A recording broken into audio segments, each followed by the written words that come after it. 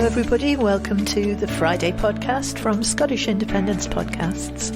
You're probably not surprised that we are replacing the scheduled podcast, which was going to be a Rising Clyde episode. That'll take place on Tuesday instead. We're replacing it with an interview that John Drummond had with Lesley Riddoch and MacIntyre Kemp about what else, Nicola Sturgeon's resignation and what it means for the Yes movement now. Hello, good evening, and welcome to the TNT show. I'm John Drummond, and I'm your host for the next 60 minutes, and we're going to guarantee you a very exciting 60 minutes. Tonight, we'll be asking primarily about what's next for the independence movement following the resignation of Nicola Sturgeon. We'll be putting this question to the star panel of broadcaster Lesley Riddoch and CEO of Business for Scotland and Believe in Scotland, economist MacIntyre Kemp. Now to our guests tonight, we'll be welcoming Lesley and Gordon. Thank you for joining us both. How are you? Fine, thank you very much. Good to be here. It's great for you to join us at such very short notice, Gordon. We're deeply indebted to you. What's your initial reaction to the resignation yesterday? Well, I think the first was surprise, and then the second was not surprised. And I think everybody sort of we weren't expecting it, but it didn't seem completely off the cards once you'd heard in particular. So, I think that I don't think many people knew. In fact, I know because I've spoken to loads of people who were talking to very senior people in the SNP, and you'd be surprised how few people knew. So, frankly, I was even briefed in the week leading up to it by several people from the SNP that she was definitely staying. So it may well have been sudden. It may well have been something she was just talking to only a few close confidants about. But yeah, first reaction, surprised. Second reaction, well, we've still got to win independence. And what we're going to do is they're going to figure out who their new leader is. And we need to work more closely with them than we ever have done before. We need to set a date, we need to set a target, and we need to get campaigning, we need to get independent support up, and we need to win. And I think we're going to. What makes you think we're going to win? I think it's our time. I think the movement from 2014 is still together, but it's had the wind taken out of its sails by delay after delay, some of which were nobody's fault, some of which were legal, etc. But also, there have been a few false starts which came from the SNP, but we're there. We've got everything. We've got hundreds of groups restarted. Believe in Scotland has helped start lots of new groups as well.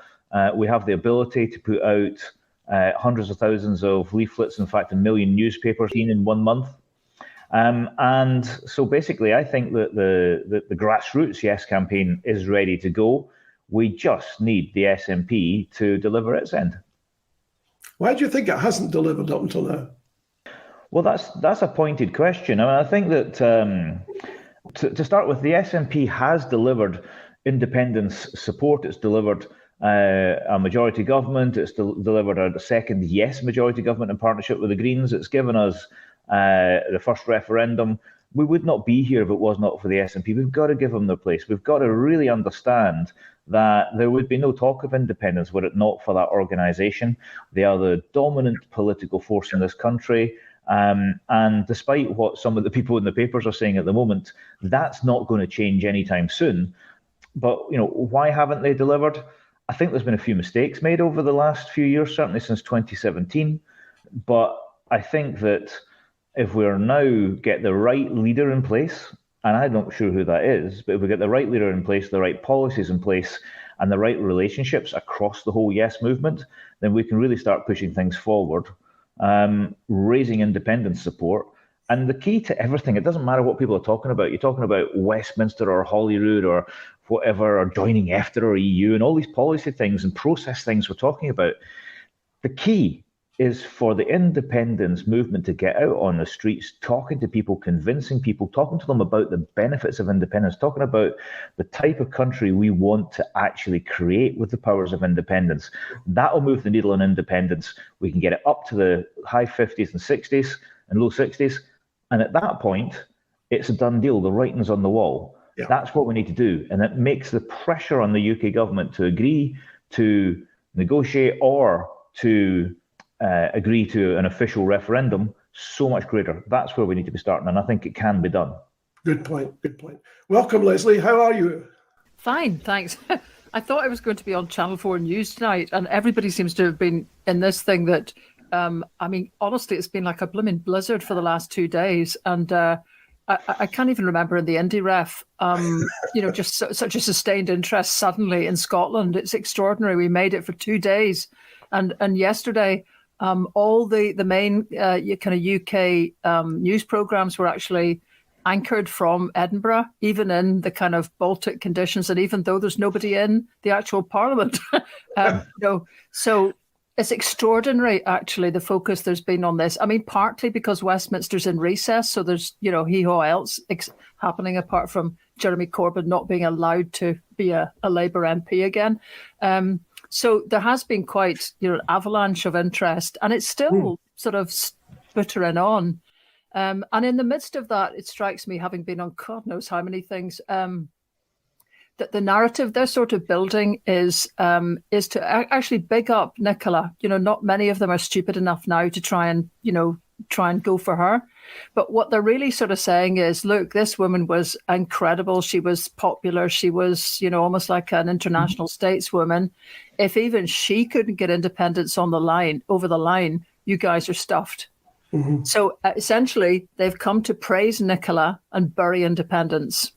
What's interesting about that approach is that that's roughly what happened in 2014. But anyway, Alex Salmond was the man who was going to make it. He failed, and now the whole independence movement is crushed. Yeah. So anyway, honestly, I'm just so whatever. They will do that, so you can spend a lot of time agonizing about it. What it strikes me that we need to do is, honestly, I really hesitate to mention this idea again, but here it is. We need to actually get out there on the streets and have a big march. Yeah. We need to show that independence isn't over, and there's no clever arguments that do it. There's no well-formed words. There's no whataboutery of, oh, look, you did that the other time. All of that is irrelevant. What has to happen is that people have to get their sorry asses out onto the road, onto the streets of Edinburgh. The Time for Scotland lot, we had a wee conversation about it because it keeps, this seems to be our bag to do these, try and organise these things. And happily, we've got some of the folk in our midst who are very involved in All Under One Banner and know the technical side of being able to stage things very well, and have now had a lot of experience negotiating routes, access and all sorts of things with the council, the parliament, everybody. So that's my thought. I think we need to get right out there and show, because this is the narrative that is half coming along, is that basically independence is stuffed. It's not going to go anywhere. And the only people who can, gainsay that are people watching right now. And the best time to do something is actually before there is a new SNP leader, because that's the moment for the movement, because there isn't yet an SNP leader when it all will become about them again. So that's my tuppence worth. Well, that's very helpful. Moving that along a little bit, we spoke to the organiser of the Chain of Freedom project, which is to link hands all the way across central Scotland using the canal system. And Judith was on last night telling us about it. And I thought, hey, as you made those remarks, that's something that people could do. She's a health and safety expert, so it's not going to be done in a sort of ramshackle way. But the whole idea is to join hands, a bit like Estonia, Latvia, and Lithuania back then. And that seems to me something that would be hard to overlook. If you've got 70,000 people. Hard to overlook. The question is, we've got to do something quite quickly. I mean, what one thought is to try to actually pick the date that may soon be vacated by the SNP, as in March the 19th, because if they're not holding a conference that date, then that almost exactly is the narrative that, the SNP can't make this decision. They can't make that date work for them because obviously they've got a new leader to decide. But hey, the yesers can kind of essentially fill the void. That gives us 1 month. So that's 1 month to organise something. So I'm in favour. I think it's a good idea. Get a big march, get something showy going on. But it has to go hand in hand with real campaigning as well, because marches are showing our intent, but we need to be delivering leaflets, knocking on doors, holding street stalls, and moving the independence support up in the polls. And it's a combination. We can't just march or hold hands and hope that's going to make a difference. It's not going to make a difference. And I like the idea of the hand chain across Scotland. Great, that it worked in the Balkans, but there's a time and a place for that, and it's not right now. It's to really show it's when we get independence into those high 50s, then it's probably more practical. And also, it's a victory lap type of thing. It's a really showing your force and how many people support it, etc.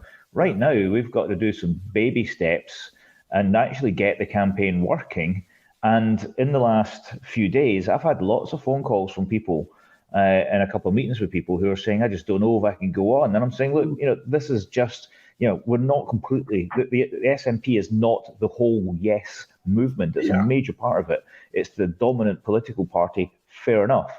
But we've got a role to play. And I don't actually think we can really, truly win independence, even if it's a plebiscite or a de facto referendum for Westminster, etc. We can't do that unless there is a very strong civic grassroots campaign that isn't connected to the independence movement, making the case for independence, because political parties, as we've seen, are hugely tribal. And how much more can the SNP do? Can they get us to 55%? Probably not. They've probably pretty much maxed out their support.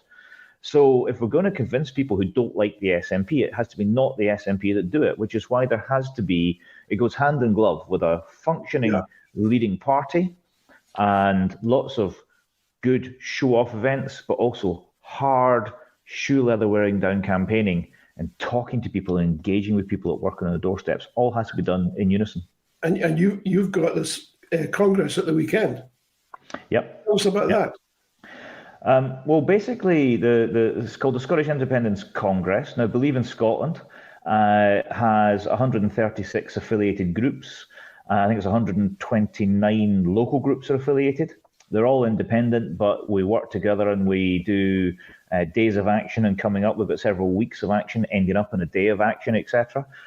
We've delivered since 2019 about 3 million physical items of campaign material through the grassroots network, and also the 1 million paper newspaper initiative that we put together with the SNP and the Greens. And every time we have a push, every time we have a day of action, every time when we put that newspaper out, we've seen independence support rise 2 or 3%, even higher than that. And so basically, we're getting together.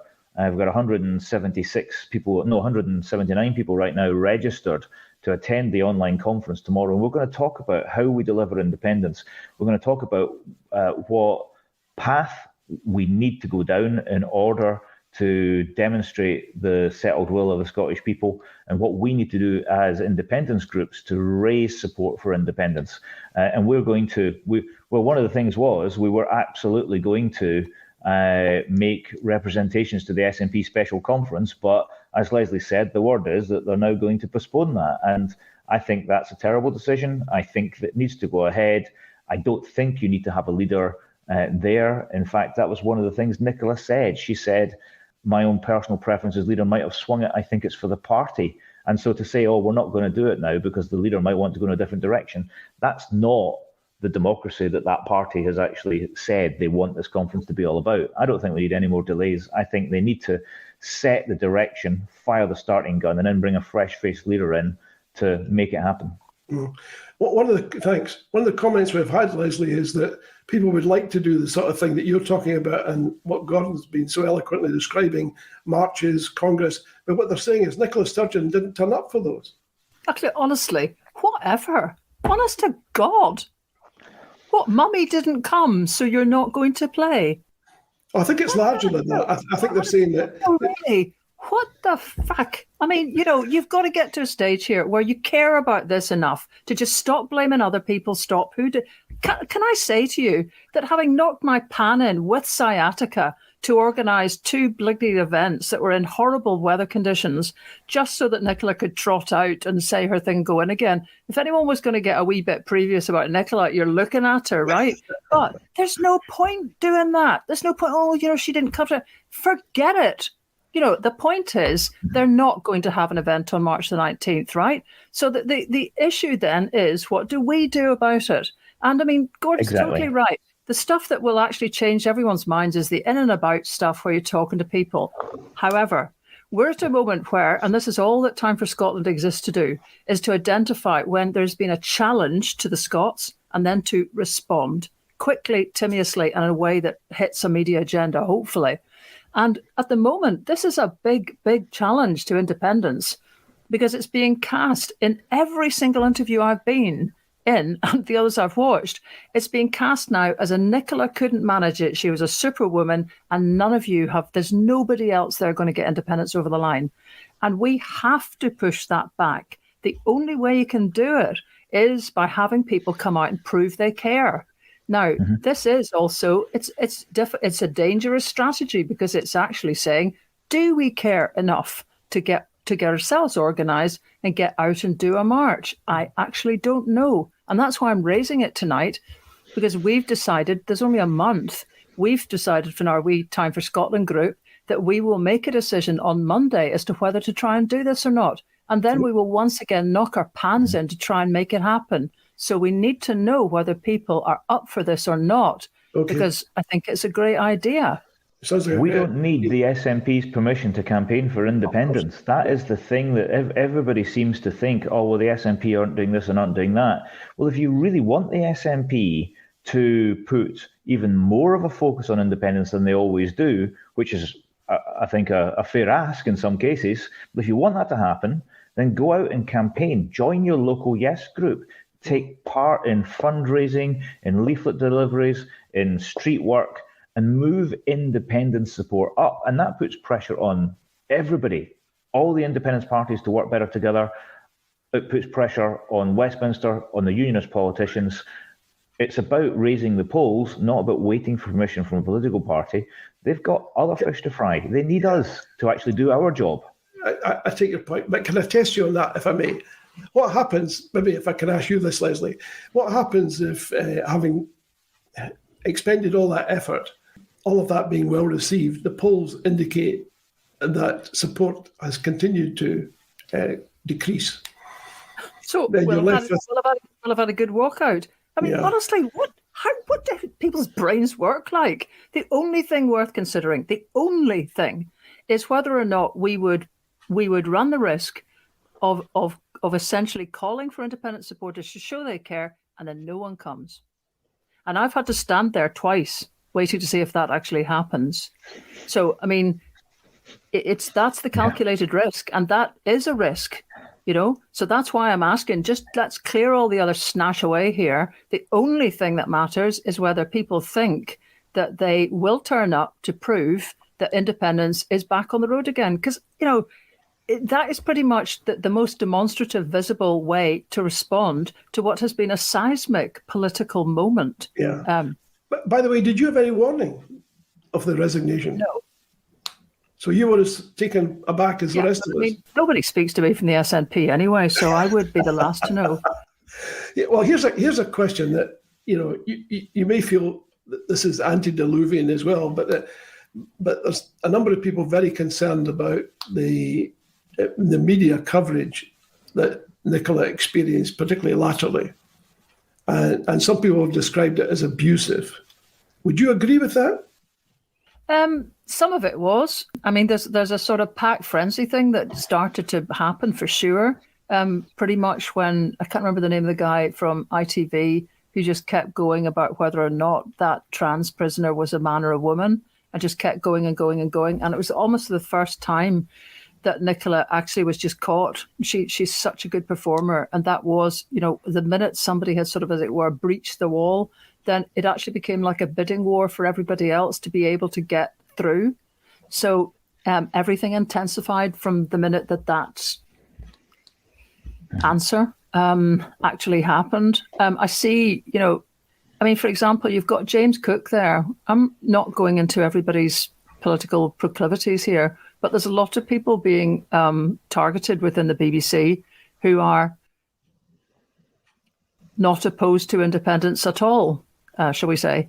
For example, I was interviewed by James Cook about a piece he was doing about the Yes movement generally that was going to be put on BBC Network News before the March the 19th thing. And he actually phoned me about 4 hours ago to say, I'm just checking with you that the things that you said in one context, viz, Nicola not having gone, I'm planning to use these following clips in what I'm about to do. And he just read out exactly verbatim what I'd said and said, is that okay to use? And I said, yeah, it's fine. And honestly, that's what a proper journalist should do. The one thing I would say about that press conference that I did find gobsmacking, and it happened every time with COVID conferences and all the rest of them, is that essentially Nicola pours her heart, emotion and effort into communicating all sorts of really delicate and philosophical points. And then it's as if she didn't even say any of it, and they just come back in with bruising questions. It's almost like being at your own funeral and then being asked to agree that you're crap. And I thought that was just unbelievable that nobody, not a single person, could had the courage to reflect back what everybody else was watching, thinking, which was, wow. Isn't that the way the media is going generally? It's becoming tabloid. I mean, if it doesn't bleed, it doesn't lead. That's always been the case, but now it seems to be even more grotty. And it's going to be the same for anybody that becomes leader. They're going to face exactly the same pressure. They're going to have the same questions, the same treatment. So whoever is chosen is going to have to be a real media. Sorry, just a quick interjection, if I may. Do you seriously think a man would have been treated the way she was treated? No, not to the same extent. There is definitely a difference in the way females are treated and the things that are said about them. Very definitely. And I think that does mean that could be more difficult for a female to hold a role such as First Minister of Scotland, where the battle is over something as tribal as the Constitution. I don't know what Lesley thinks about that, but frankly, a lot of what I saw did seem to be sexist in nature. What do you think, Lesley? Do you think she was treated differently because she was a woman? There's swings and roundabouts in it. I mean, yes, but then again, I mean, she has actually got enough of a stature that a lot of the time I could see. In a funny kind of way, I think that's what it is that she has got such kind of presence and gravitas as a person in a room that a lot of these guys almost get themselves fairly fired up to be able to kind of deal with her. And the other thing is, the net of how somebody comes over is also how they're treated. If somebody really is perceived to have gone over the edge, and if you look at those COVID press conferences, the whole way that Janie Godley managed to take the piss basically out of a lot of them was that the questions were utterly idiotic. They were actually not even listening to the previous guy's answer a lot of the time. And it was the kind of patient way she went, well, I can for the fifth time, Gordon, say, or whatever.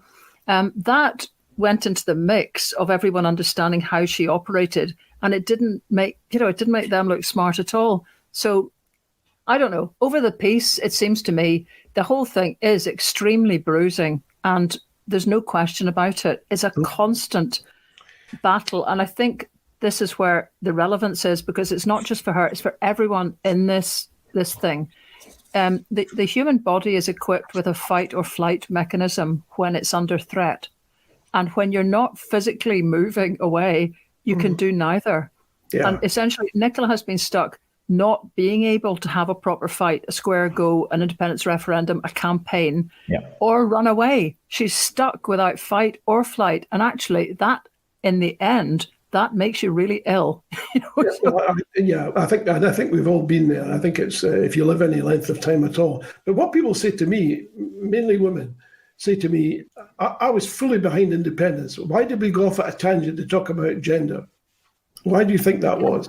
I honestly don't think that's even worth worrying about now, to be honest. I know it's a dead duck. That whole thing is going. I don't think it's a dead duck. But I mean, within the things that I've done, I mean, like I was on with Alan Cochrane on, what was it now, the Jeremy Vine show today. It's actually very funny if you want a wee listen, really.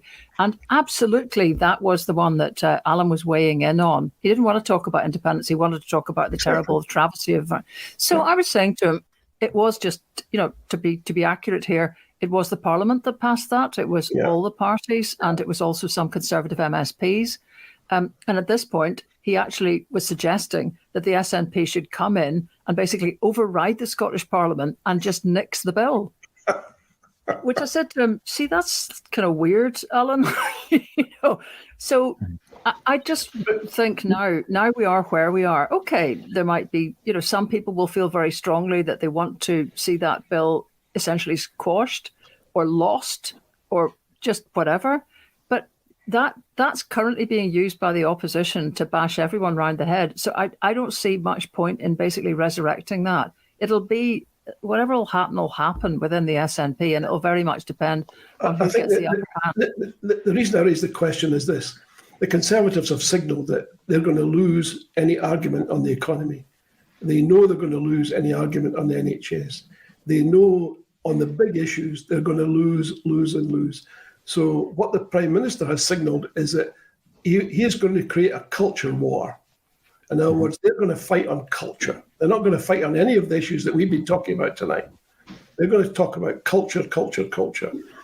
And I assume that's why Starmer is behaving the way he's behaving just now, in order to sort of, as it were... So then what do we do? I was supposed to be on with, I can't pronounce her name properly, Hazarika, help. I can't remember her whole name. Anyway, so it was obviously going to be with Channel 4, which was pulled because Rishi Sunak's going to Belfast and there's a new nurses' strike. So finally, that's more important than Nicola. But what I thought, right, where they're going with this is, and this is the next thing, is that you guys, not only has Nicola gone so independence is buggered, but you guys and the SNP are basically stuffed because everyone's going to start getting kind of all hot and bothered about the Labour Party. People who were Labour Party supporters will think, oh, actually, one more push and used to, Keir Starmer's such a nice guy, and are going to swing back. And so I was thinking, right, I need to get all my arguments ready for that because that's going to be the next big one. And honestly, the rest of this stuff, the Tories are fucking toast. If you're going to spend your time worrying about their culture stuff, okay, you're just bigging up something that is not the bigger problem. The bigger problem is going to be the idea that Labour is resurgent. It's one more push. That's the stuff we need to get our heads around. And in that respect, there's lots and lots of things to say about that are not culture war things. A lot of people are ready to be trapped because they're south of the border. They're only going to win if they get former Conservative voters. The range of policy they can offer, therefore, is not hardly Labour. Now, Scottish Labour are going to be in the same boat because, according to John Curtis, the rise in Labour Party support in Scotland is almost exclusively from the Conservative Party. Yeah. So there's the problem for Labour. They can edge up a little bit, but only with Conservative voters, which totally limits what they can do as any kind of proper radical opposition. Many people in the independence movement and in the SNP have spent the last 5-10 years talking about the Tories. And I'm constantly saying to people, it's Westminster, not the Tories. It's the system of government we've got. If you argue against the Tories and sort of demonize the Tories, which they probably deserve every single bit of it, but if you do that, then it leaves the door open for people to think that Labour are the answer, and Labour are not the answer for Scotland. Over the last decade or so, well, actually, ever since Jeremy Corbyn lost his general election, we've seen the sort of what used to be called the centre has moved so far to the right that all the parties, even if you're left of centre, you're really right nowadays, and in England in particular. And yet Scotland hasn't done that. Labour has nothing to offer Scotland. And if you really want, about 33% of them don't actually support independence. Yeah. And if they're going to have a massive landslide, every poll I've seen recently has suggested that the SNP, with about 51, 52 MPs, will be the opposition party in Westminster, which is just crazy because the Conservatives will lose so many seats. But if you really want to stop Labour making inroads in Scotland, then a de facto referendum where you ask Labour voters to lend their vote to the SNP for independence's sake, because it doesn't harm Labour because they're going to win elsewhere, probably stops Labour taking 5 or 6 of your SNP seats. And I think that's something that's got to be considered when people are thinking about the process. Yeah. But the thing is, yes, they're doing a culture wars. They're getting us talking about process. Exactly. We have to change the conversation to the type of Scotland we want to build, to the better country, to the fairer, greener, more successful economy that we can create if we just had the powers to do so. We have those conversations, independent support rises, and everything just gets easier for us. That's a very good point. Lesley, we had some questions submitted earlier, and one was from a gentleman. I'll spell his name because I hesitate to mispronounce, because it's always awful if you mispronounce people's names. Sverre. And his surname, or family name, is Koxvoid. Does that ring a bell, that name? No, Sverre, No? but sounds like... His question... I know him. He's a real person. He's a real person. Thanks, Gordon. His question Wrong. is this... Sorry? Can people not come on themselves here? No. Well, no, because it's technically Okay. it's really difficult, and also we can't moderate success effectively if we did that.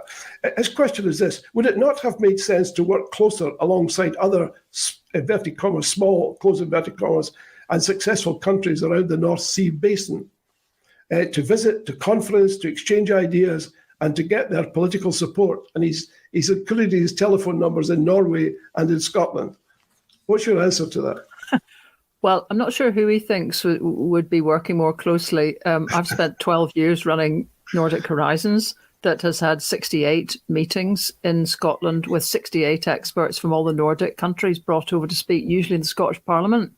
That has been a Herculean amount of work. We've then had probably about 6 to 8 online speakers since the COVID pandemic. So we've been basically banging away. Personally speaking, I've produced, I think it's 4 or 5 films, 3 of which are about the Nordic nations and which together have had 750,000 views online. I've also done a book which has compared Norway and Scotland. So, you know, I've put a blooming shift on it now. Yeah. Where you see the rest of everybody going, for a long time, I have to say, the Scottish Government, we're kind of, I mean, Nicola went to an Arctic Circle event. The first one she went to was in 2016. I mean, I'd been going for probably the 6 years before that. And by gum, she made an impression, I have to say. It was extraordinary. I mentioned it in a national column that I wrote, but it was like having a sort of, you know, Scottish political Lady Di there, if you can accept all those mixed metaphors, because there was just a sort of star quality awe about people. Women that I knew really well as kind of very feisty, straightforward Nordic politicians were kind of like saying to me, do you think she'll speak to me? I said, for God's sake, you know, she's like a normal human being. Just go and speak to her. So she, I think she was quite overwhelmed almost by the reaction she got there. Hadn't expected that, and then started to go to the Arctic Circle events quite a lot, and then started sending, you know, some of her you know, the less charismatic. This is the problem, because she definitely was actually filling a 2,000-seater stadium in Iceland for these events. But so they made a bit of an effort. They had a Nordic policy statement. They had a Baltic policy statement.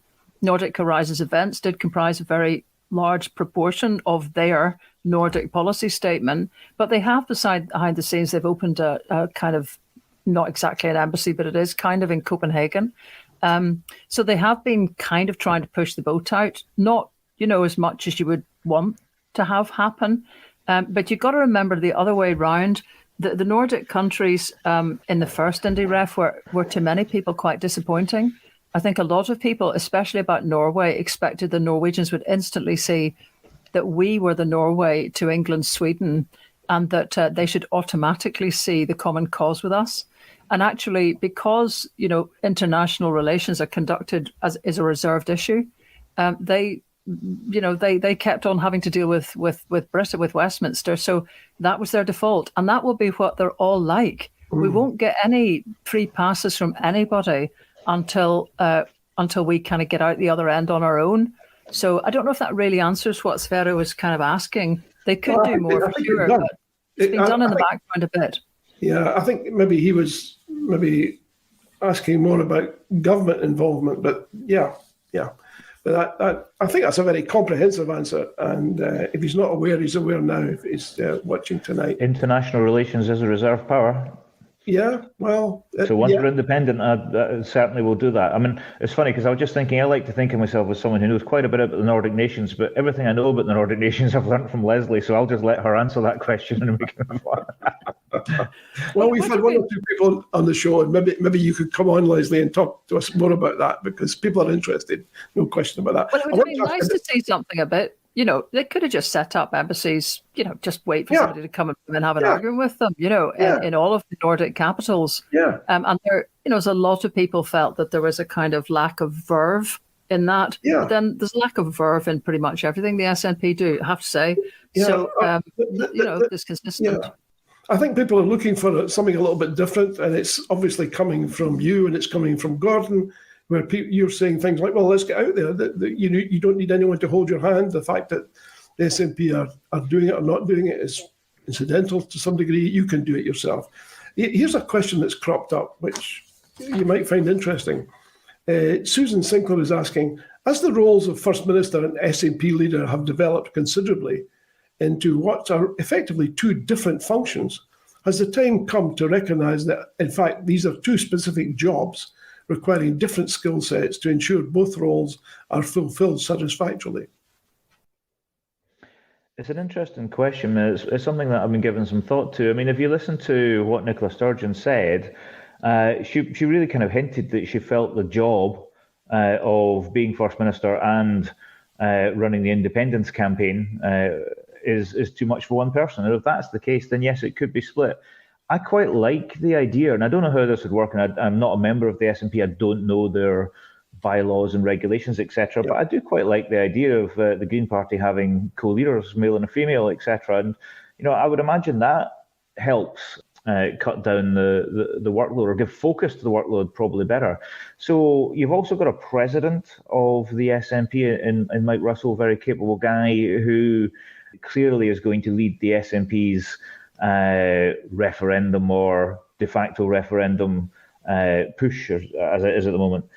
But yeah, I can see how there could even be theoretically a party leader from Westminster and a First Minister in Holyrood. That did happen once before for a short period of time before Alex Salmond got himself elected.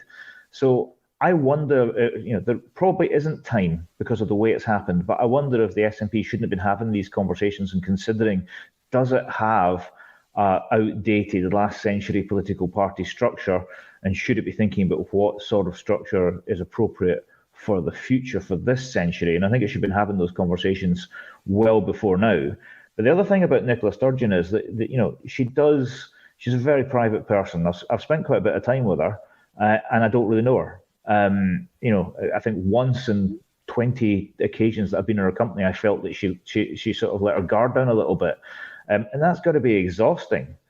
I think the next leader has to reach out and look for allies right across the political spectrum, across the Yes movement, has to understand that allies need to be treated a bit better than the SNP has treated them in the past, and needs to refocus the party on independence and say, okay, how do we go forward together?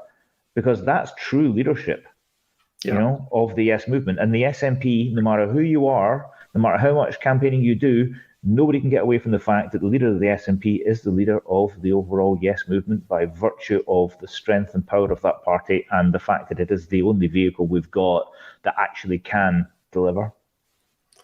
Thanks. What do you think, Lesley, the idea of splitting the roles? It is an interesting one.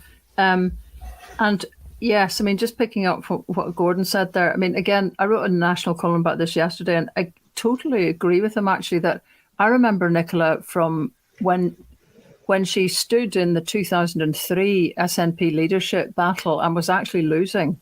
And that was what prompted Alex Salmond to come back out of retirement and stand in a joint slate with her, which everyone seems to have forgotten. And it was that combination that won. And essentially, he gave her space to sort of grow as a politician, but she was going to lose. So it struck me then she was actually a very shy woman. And like many shy people, sort of adopt techniques to get through it all. When I've watched her working her way through a room with the selfies and everything, it's a very formal way to just have a quick interchange with someone and then move on. So you don't actually have to spend any real time talking to anyone. And to be honest, it must be very bruising to have to go through the hundreds and thousands of people she does go through anyway. But having said all of that, there's the temperamental thing. Then there's there's how that translates into politics. And there has been a shockingly concentrated form of power within the top of the SNP, which, I don't know how it works really to go ahead with what's meant to be a new broom whilst you have Peter Morrell staying as chief executive. That always was, to me, an unhealthy kind of concentration of power. Yeah. It shouldn't have been allowed to continue as long as it did. But now we've got essentially part of the old guard overseeing the election of the new. And nobody's really raised this very much. Again, I suppose people don't want to kind of kick up too much shit. But I think that's completely unacceptable, actually, and that Peter should go. Yeah, and I assume that his role is in the gift of the new leader. Is that the way it works? I.e., the new leader, the gift of the new leader and the president. Right, the new leader would appoint both of them. Well, no. The president's elected. It's my understanding that It's my understanding that the president and the leader of the party have the authority to decide who's the chief executive. Yeah, so I would imagine. I mean, maybe I'm wrong about this, but I would imagine that if you lose both your chief executive of the party and the first minister at exactly the same time, then that could be a little bit problematical. I would imagine that Peter is staying on to help organise if the conference goes ahead and the election. And then I would imagine that would be it. I would imagine he'd move on after that. But I don't know. I don't have any inside information. I don't know him at all. I haven't spoken to him in years, so I can't actually say. But I think that might make sense as a solution. Right, or maybe the new leader will be someone who really loves him and wants him to stay on. Who knows? Yeah. Well, there's it. I mean, if he's hoping that there is somebody who's going to think he's the best thing since sliced bread, some people have to be able to sort of say, hello, I think actually we really need a really big change here. Yeah. We totally do. It's sort of hard to believe. I mean, if you think about any organisation and there's a new person at the top of it, I mean, the first thing they do generally is they sweep out the stable. I mean, it's with the good and the bad. It doesn't really matter too much because they want to create their own entity. It's the way organisations work. You've seen it a million times, Gordon, too. I've done it. But it's a bit Machiavellian. It's a bit old-fashioned. But it's not the progressive type of partnerships and relationships and engagement party that I'd like to see them become. But yeah, I understand where you're coming from on that. But I think we need them to choose a new leader, and I think it's going to be very interesting when they do choose a new leader. If it's a fresh face in particular. And that will allow them to be listened to by the media without all the negative filters of years and years of politics, etc. And I think that could be a real shot in the arm for the independence movement if they're saying the right things. But in terms of the internal management and issues of a political party I'm not a member of, it's really not my responsibility to sort of comment on that, to be honest with you. Yeah, but you take Lesley's point that I'll put it as gently as I can, it's slightly unorthodox to have somebody reporting to the chief executive who's also married to the chief executive, to the party leader who's also married to the party leader. I mean, if you try to do that in a business setting, it's a fairly unique situation, I think, yeah. The board would say, we're not having that. We're just not having it.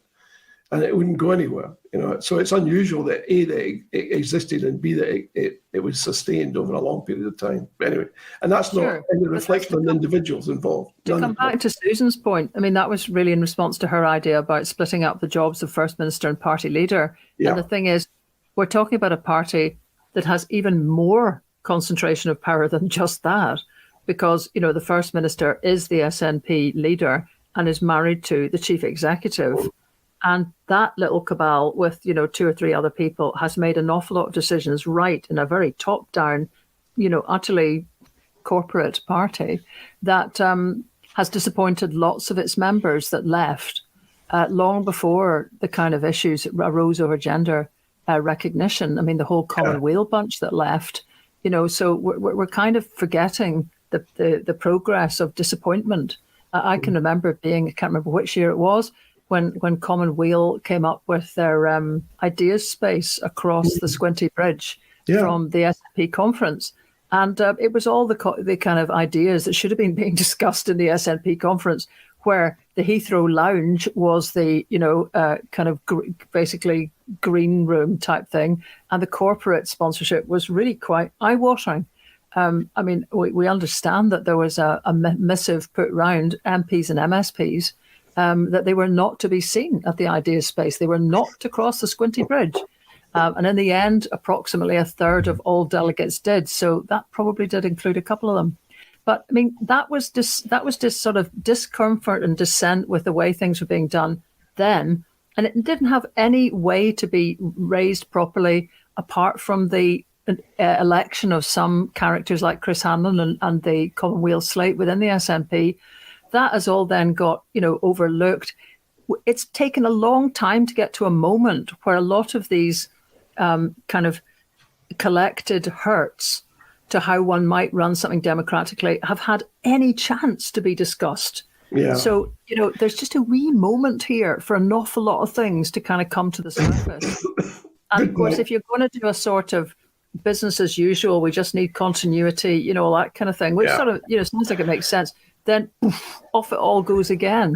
Yeah. Do you think perhaps, a question to both of you, maybe Gordon first, do you think there's a special role stroke responsibility for Mike Russell in all of this? Well, I think Mike Russell has actually been a breath of fresh air from the SNP, reaching out across the Yes movement as much as he can, but his hands are also tied to a certain extent. In terms of, I can't actually speak for everybody who runs a Yes group, but of all the national Yes groups, etc., and Lesley and I have been involved in a few of them across the years and met across several of them, and I don't think anyone has ever turned around to me and said, it's really good that we've got a great relationship with the SNP, that they're supportive of what we're doing and talking to us about it and interested in it. If anything, it seems like we're a mild annoyance, the fact that we're bothering to campaign and try and push the independence arguments, etc., to a certain extent. That said, there are lots of really good people in the SNP. There are great ministers. I have people I consider to be personal friends who are ministers and spokespeople, etc., who are great and are the sort of people that you want to be campaigning with, etc. I hope, therefore, and that's what I've said before, that the new leadership has to say, okay, how do we actually look for allies out there? How do we all come together? How do we get rid of all of the bad feeling and just even converse on a different level? Even say no. Say, sorry, I don't agree with what you're doing. That's great. But talk to people outside. And I'm pretty confident you'd find that pro-independence journalists will also tell you that it's like getting blood out of a stone, And it is a political party, and political parties fight for their lives every few years. Well, if you're devolved as well, then every couple of 2 years you fight for your lives. Yeah. And it brings a certain atmosphere. But actually, I think we need to think about, when we're talking about how to build a better Scotland, how do you build a better political system? And I think the thing that the SNP have got to say is, well, how do we start that process and evolve ourselves into a party that's fit for a new Scotland, but will also fit to deliver independence? Good point. We've got time for one last question, and it's from Scotia. And the question is, in resigning, Sturgeon said that she could not, inverted commas, reach across the divide, close quotes, to win Indy. Has the Indy movement been too adversarial in its approach?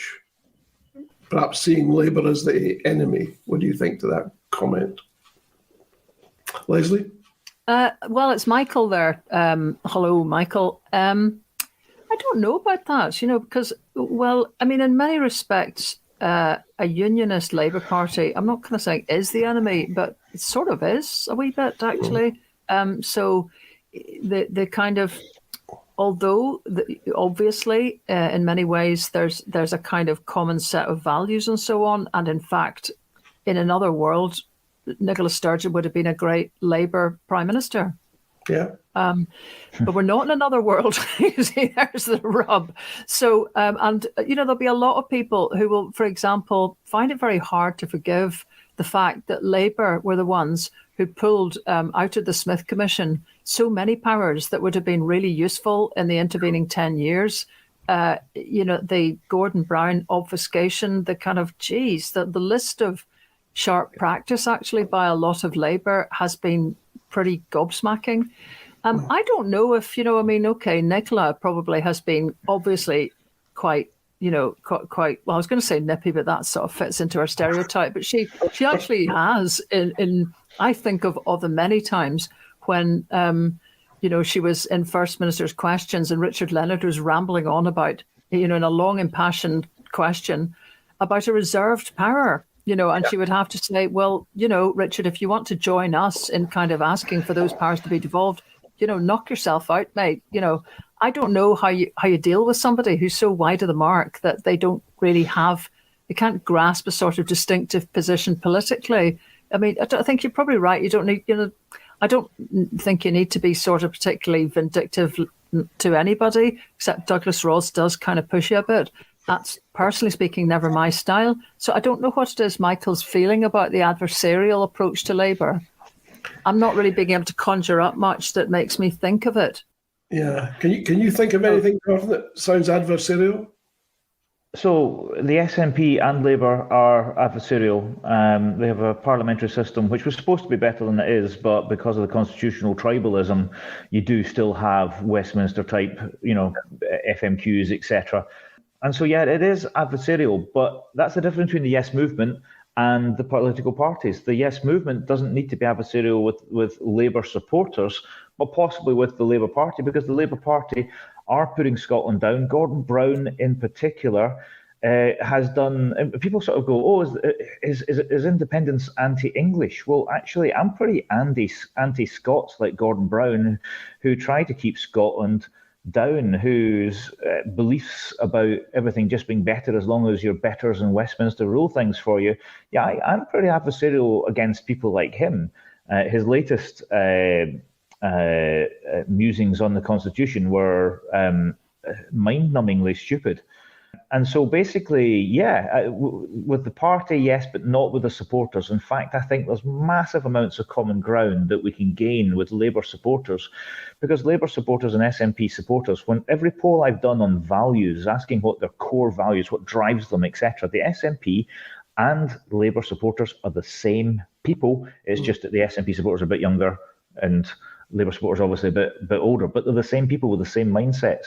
So I think that we need to reach out to Labour supporters and actually talk to them about the fact that actually the type of politics that they want will very probably come to the fore in an independent Scotland, but you can't have it if you're going to have a right-wing Labour Party fighting the right-wing Conservative Party for right-wing voters that dominate London and the South East and the big population areas.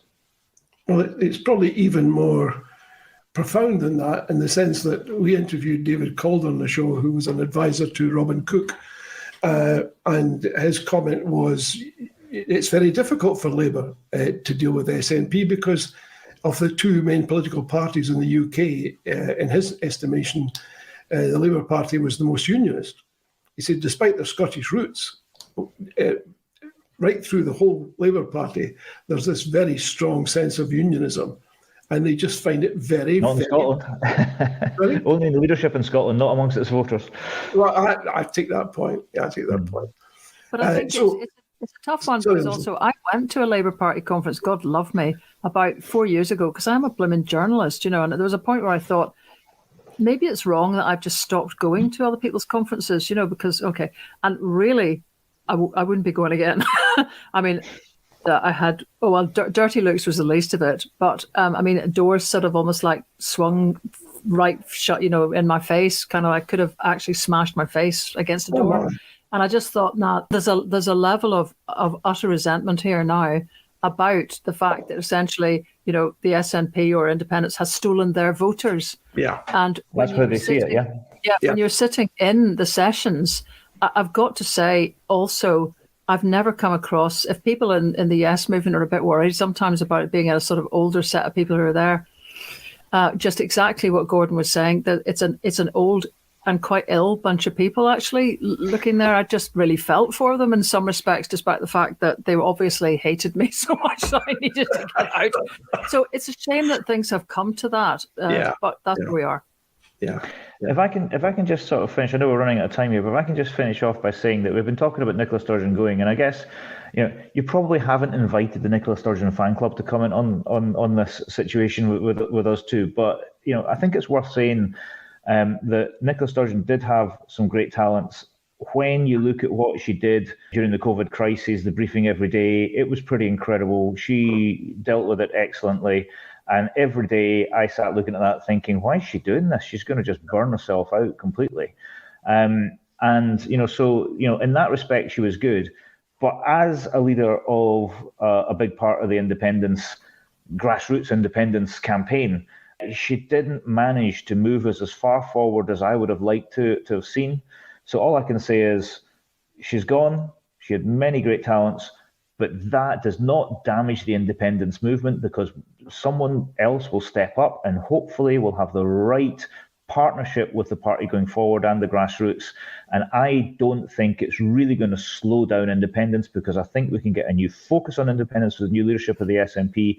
And I'm as convinced as ever that we're going to find a way to make it happen in the next few years.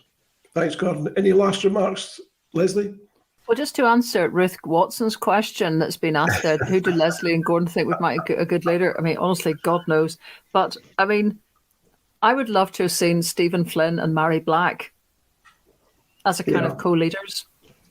Interesting. Well, let's see. I'm not going to say who I think would make a good leader, but I am going to say that I'm pretty convinced that it's a two-horse race between Angus Robertson and Kate Forbes if they both decide to go for it.